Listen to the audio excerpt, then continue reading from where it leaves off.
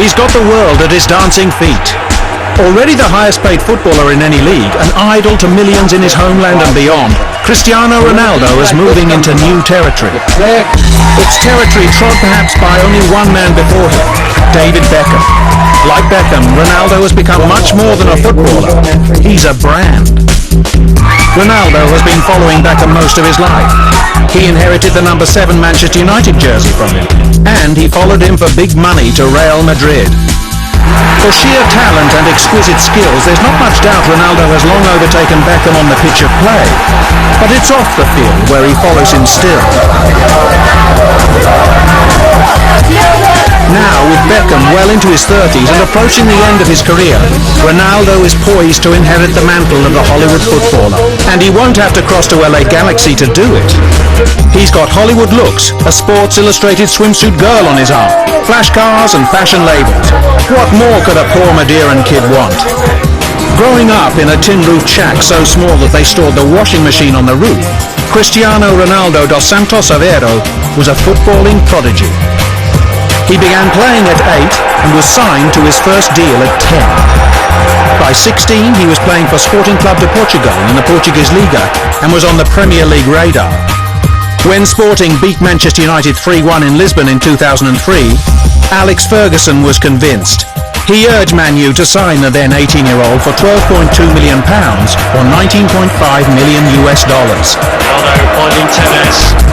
And despite Ronaldo's protests, Ferguson insisted he take the number 7 jersey worn by George Best, Eric Cantona and Beckham. Best saw the young Ronaldo play shortly before his death and gave this insight into his potential. There have been a few players described as the new George Best over the years, he said, but this is the first time it's been a compliment to me. Ronaldo quickly proved himself capable of living up to the expectations, playing a dominant role in Man U's return to the summit of English and European football. He scored an amazing 42 goals in the 2007-08 campaign, which saw Man U take the Premier League UEFA Champions League double. Individual honours have flowed naturally. The PFA Player of the Year for English football's best, the Ballon d'Or for Europe's best, and the FIFA World Player of the Year. They weren't his only trophies either. His outrageous good looks made him a target for celebrity spotters, paparazzi and party goers.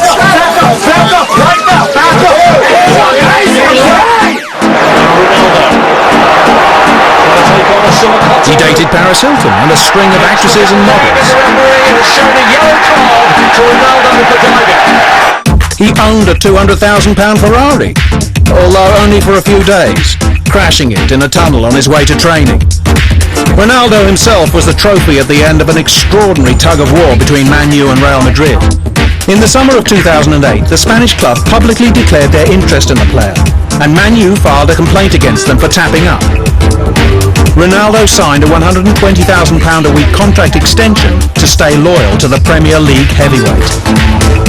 The matter is caused is a Manchester United player, and the player is happy to be a Manchester United player. He's always been happy here. But Real Madrid wouldn't quit. Manchester United's goal-scoring, money-making machine. Ronaldo is sold for a world record fee. And in 2009 he transferred to the La Liga powerhouse for a record £80 million. That's around $130 million. It's very, very good. I feel very, very proud. I feel happy. It's a fantastic club. And my motivation is very high. Ronaldo's salary was set at a minimum £11 million or $17.6 million. He promptly delivered, becoming the first player to score goals in his first 4 La Liga appearances. In 2010-11, he set a single-season scoring record for La Liga with 40 goals. 2 clear of the previous record he shared with Real's Hugo Sanchez and Atletico Bilbao striker Telmo Zarra. His tally in all competitions was 53. In the course of his debut season for Real Madrid, his life was changing in other ways. Midway through 2010, he announced he'd become a father. Who is the lady that he had the kid with? In a departure from the norm, the mother of the child was unnamed. Ronaldo declared he had full custody of his son, whom he named Cristiano Ronaldo. He's raised raising him with the help of his mother and sisters, and in keeping with the need for a stable environment, the party girls gave way to a new steady girlfriend, a lingerie model.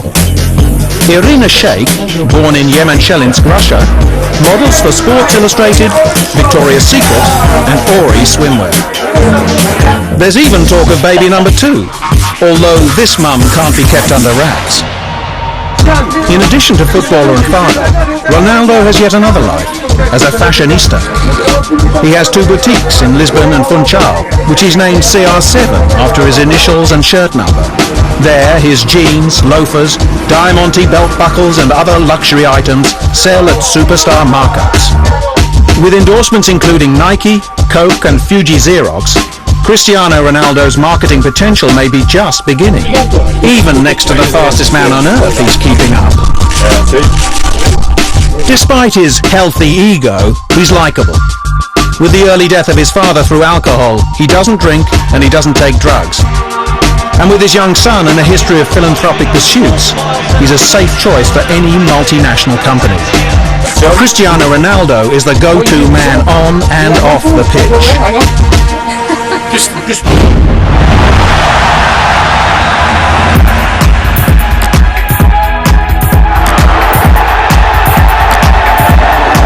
Sport and celebrity. It's been a powerful mix ever since the ancient Olympic Greek wrestler Milo of Croton married Maya, daughter of the philosopher and mathematician Pythagoras. Well, that's our theory anyway. These days it's more logical than ever that famous sportsmen and women would be drawn to partners of equal fame. At least they understand the pressures of life in the age of social media. No sport has more celebrity couples than football. And in football, no lives are more public than the celebrity pairing of David and Victoria Beckham.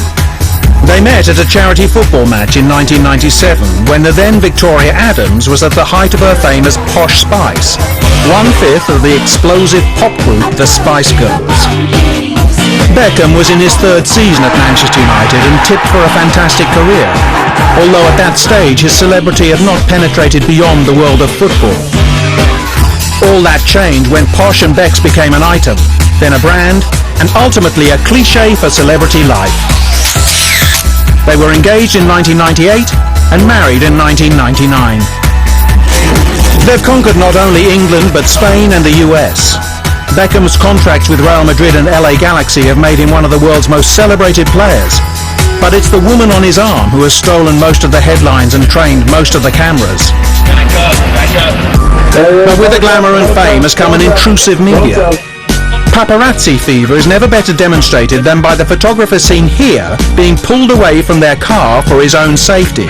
But watch him put on his running shoes and outpace the field to get more shots.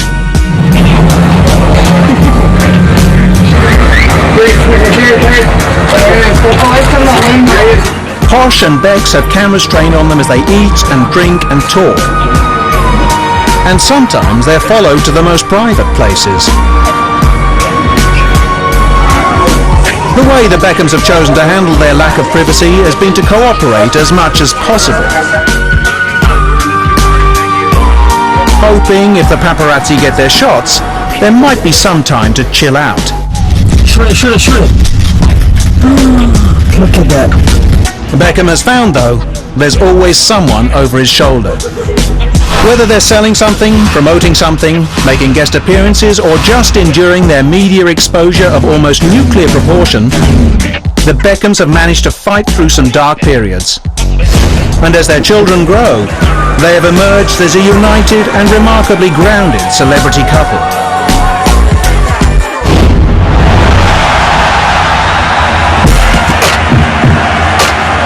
Of course, the English Premier League doesn't have a mortgage on celebrity couples. Over in the US, the world's best-known female footballer, Mia Hamm, is married to a fellow Olympian and former Major League baseballer, Nomar Garciaparra.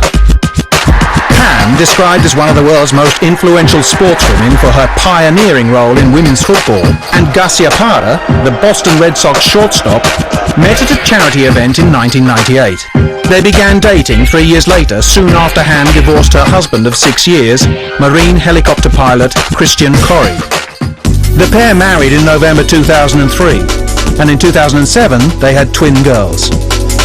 Garcia Parra was a 6-time All-Star, 5 times at Boston and once with the LA Dodgers. Ham scored 158 international goals, more than any other player, male or female. Together, they are US sporting royalty.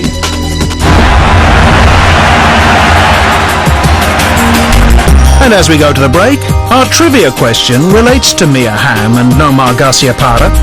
As we said earlier, they were both Olympians. But was it husband or wife who won the most medals? Welcome back to Footballers' Lives. And in the household of footballer Mia Hamm and baseballer Nomar Garcia Parra, it's the wife who most definitely holds Olympic bragging rights. Garcia Parra has a bronze medal to show for his 1992 appearance for the US in Barcelona, while Hamm won gold in 1996 and 2004, plus silver in 2000 in her 3 Olympic finals.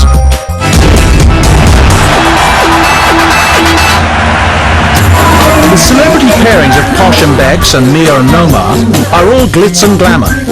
But here's another famous relationship which perhaps mirrors more accurately the highs, lows and pitfalls of a marriage. Yes, it's Fergie and Wayne. Over the years, Sir Alex Ferguson and Wayne Rooney have been very good for each other. And that's not to say there hasn't been the occasional dust-up. But generally speaking, the superstar Rooney has fitted into the Old Trafford mould more comfortably than a few other high-profile players. Glorious Manchester United's. This was the trophy that got away in 1999. 4 Premier League titles for the pair since Rooney's arrival in 2004 indicates it's been a winning partnership. Perhaps because he was so young when he joined Man U, Rooney has seen Ferguson as something of a father figure. But the biggest test of their relationship came in late 2010 when the player suggested the club had lost its ambition. Ferguson was furious, although he said later that Rooney had merely been listening to the wrong people. I think basically a bad advice. I think that he's an agent that's one of the most popular men in the world, and certainly not our club.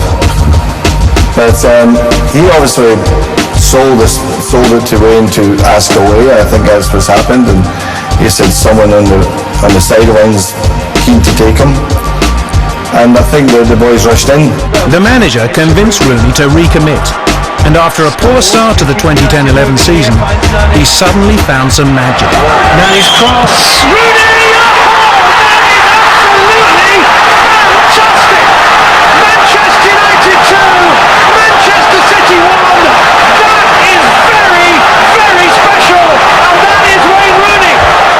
This scissor goal in the Manchester derby, regarded as one of the finest ever. That is absolute poetry. In the following weeks, Rooney returned to his best form and was instrumental in Man U's 19th title. Rooney! 100 Manchester United goals for Wayne Rooney. The mending of fences was seen as yet another measure of Ferguson's mastery. We've had issues with some players over the years, and we've had to make decisions about it, and I know I'm always right because it is the right way. You must always remember the most important man at Manchester United is the manager. No one is more important than the manager, because the minute a footballer becomes more important than the manager, your club is dead. And I am the most important man at Manchester United. It has to be that way. One man who has coveted Sir Alex Ferguson's desk at Old Trafford is Jose Mourinho.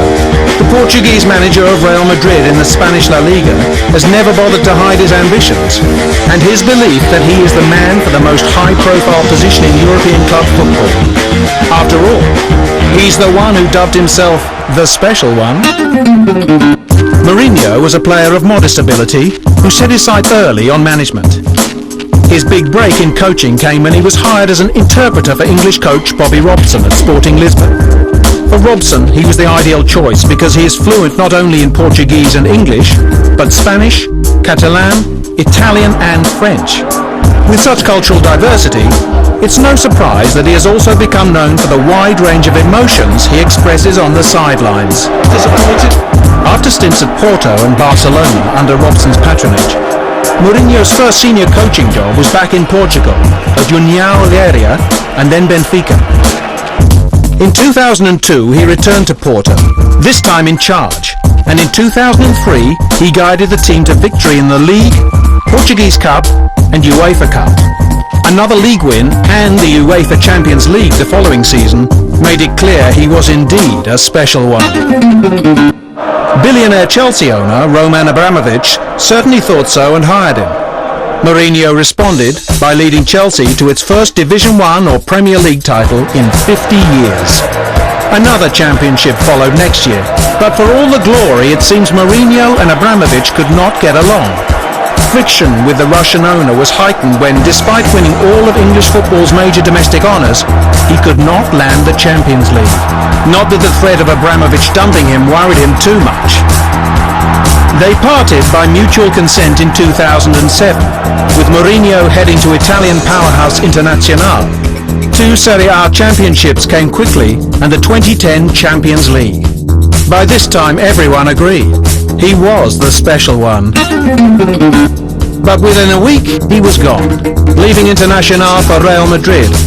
As he said, if you don't coach Real Madrid, then you'll always have a gap in your career. He could say the same thing about Manchester United. And when Sir Alex Ferguson finally departs, you can bet the one they chase will be the special one. Still to come on Footballers' Lives, we go inside the mind of the goalie, old and new, and we count down our list of money men, the game's highest paid players.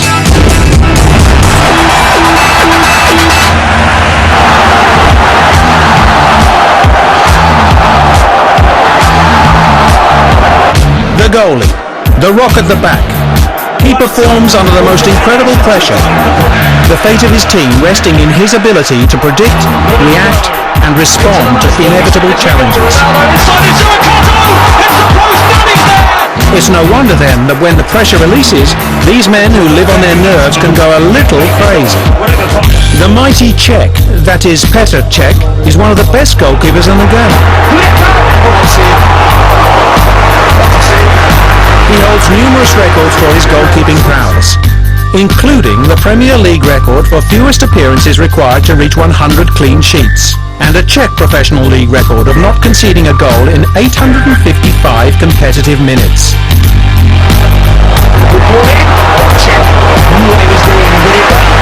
But he's never been regarded as one to beat his own drum, until he bought his own set of drums. At every opportunity off the pitch now, Cech is making plenty of noise as he practices to get good enough to play a gig for charity.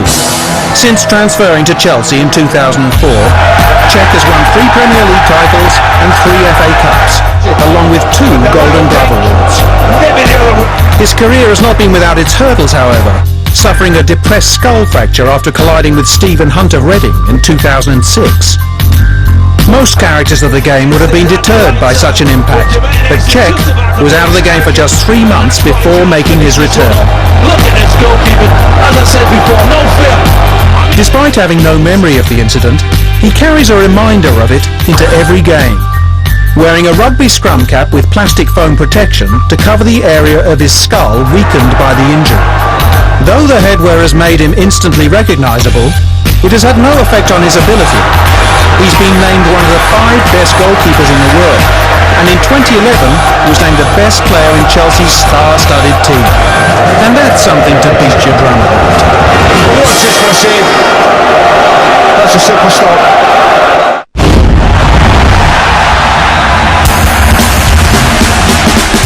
In every episode of Footballers' Lives, we'll take a step back in time to some great names of a different era. Lives were different then, but as Jose Luis Chilavert demonstrates, some things don't change. Jose Luis Chilavert was fiery, emotional, and had a commanding presence on the pitch, and was always more than just a goalkeeper. But it was his philanthropy off the pitch which made him a legend amongst his people. One of the wealthiest men in Paraguay, Chilavert compensated for his hungry childhood, setting up a foundation that provides assistance to children born with a cleft palate. In Buenos Aires, before the 1994 Intercontinental Cup, Chilavert arranged with Puma to send him 80 pairs of goalkeeping gloves and 3 large bags of clothes, which he distributed to lower league clubs and amongst several hospitals. In retirement, Chilavert has been touted as a future president, and he hasn't ruled out a career in politics. If he could collect as many votes as he did honours in his career, he would win any election. Chilavert's individual awards included 3 times being named world's best goalkeeper. But he didn't escape controversy. In 1997, he was given a 13-month ban from playing in Argentina after allegedly punching a stadium assistant. He received many red cards in his career, but the good always outweighed the bad. And while his job was to stop goals, his potent striking power was a bonus, giving his teams a huge psychological boost with 63 goals in his career. No wonder he was so popular.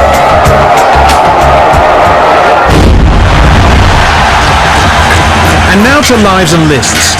And this week, we run down the highest wage earners in football today. With record transfer figures between clubs, the players' salaries are also rising pro rata. Our list doesn't include endorsements and other earning capabilities. At number 10, former Arsenal striker Emmanuel Adebayor, currently on loan to Real Madrid from Manchester City, receives €8.4 million a year. That's about $11.7 million US. John Terry has been a Chelsea player since the age of 14, and his loyalty has earned him top place in a star-studded club list. He recently signed a deal worth €9 million a year. Also receiving €9 million from his club is Kaká of Real Madrid, moving from AC Milan in 2009 for a then record fee of €68.5 million. Kaká spent much of his first 2 seasons injured, but continued to receive the €173,000 a week he signed for. The mighty Swede Zlatan Ibrahimovic has made big moves of late, switching from Italian giants Inter Milan to Barcelona and then to AC Milan. He is now netting €9 million a year. Ever loyal to Bayern Munich, having signed for the club in 1998 at the age of 14, Bastian Schweinsteiger has seen the rewards. He's on €9.7 million a year, to keep him at the club with many high-profile teams around Europe probing for the young German signature. Since his switch to Inter Milan from Barcelona, Cameroonian Samuel Eto'o receives €10.5 million a year for his goal-scoring exploits. 16 goals in his first season worked out at a staggering €656,250 a goal from the Italian giants. Another profiteer from Manchester City's quest for greatness is Yaya Toure, who after winning 2 La Liga titles and a Champions League with Barcelona, has sold his services to the Sky Blues at €10.8 million a year. At number 3, Lionel Messi is universally regarded as the best footballer in the world. Ballon d'Ors, Champions League Footballer of the Year, and World Footballer of the Year awards came in his early 20s. The Barcelona champion receives €11 million a year. Wayne Rooney's natural ability as a footballer has never been disputed, and despite sometimes disrupting proceedings at the Old Trafford outfit, his bicycle kick goal in the Manchester derby and a return to his best form has justified his €11.5 million a year. And the most expensive player in history after his transfer in 2009 from Manchester United to Spanish powerhouse Real Madrid is Cristiano Ronaldo, netting a cool €12 million a year. The Ballon d'Or winner continues to show his mesmerizing skill and ability in the Spanish La Liga. And so with Ronaldo at number 1, we finish our show the way we started. Ronaldo! Yes, we have got a goal! But join us again next time as we look behind the scenes and inside the game on Footballers' Lives.